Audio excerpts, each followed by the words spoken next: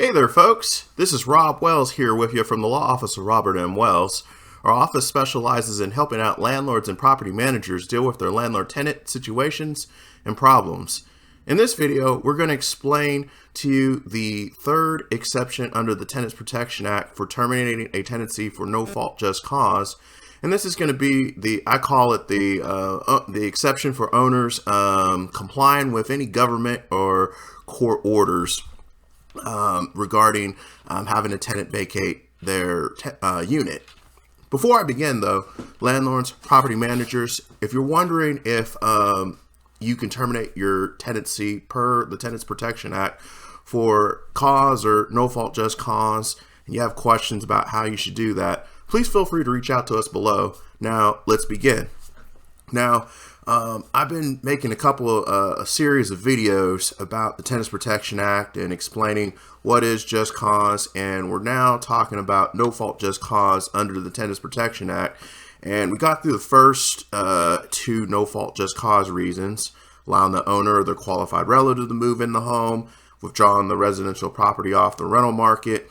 And the third exception, or the third no fault, just cause, is for an owner complying with basically any government agency or court order regarding the tenant must vacate their unit. And I'll read you the language. There's a couple of conditions.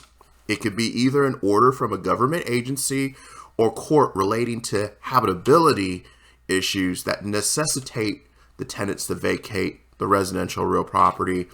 It could be an order issued by a government agency or court to vacate the residential real property, and that reason isn't specified.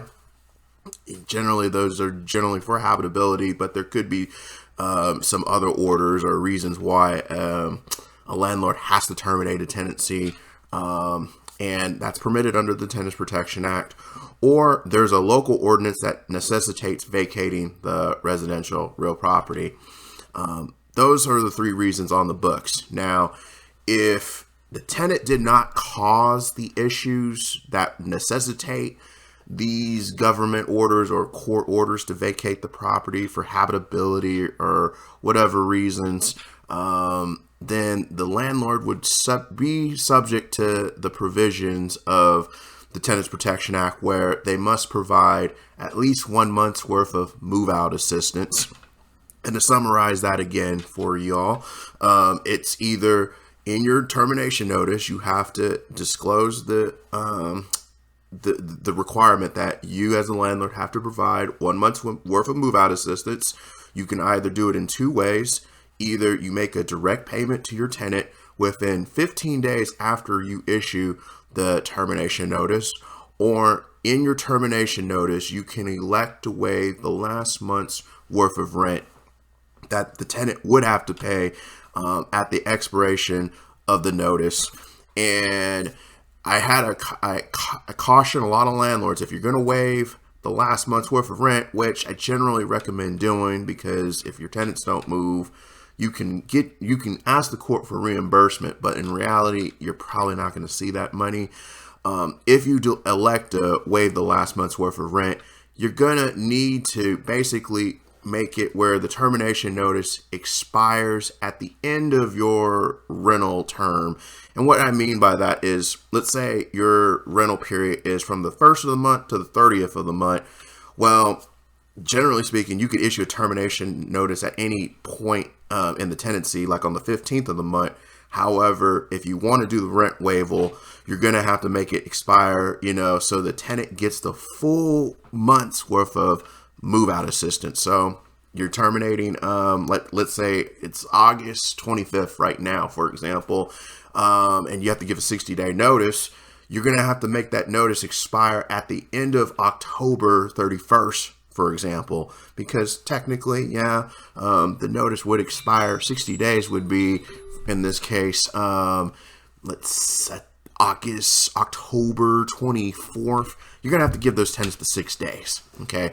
Because the Civil Code, the Tenants Protection Act, doesn't have any exemptions to that. It's either you pay the tenant within 15 days and elect that on your notice, or you waive last month's worth of rent on the notice, basically. So there are no ifs, ands, or buts about that.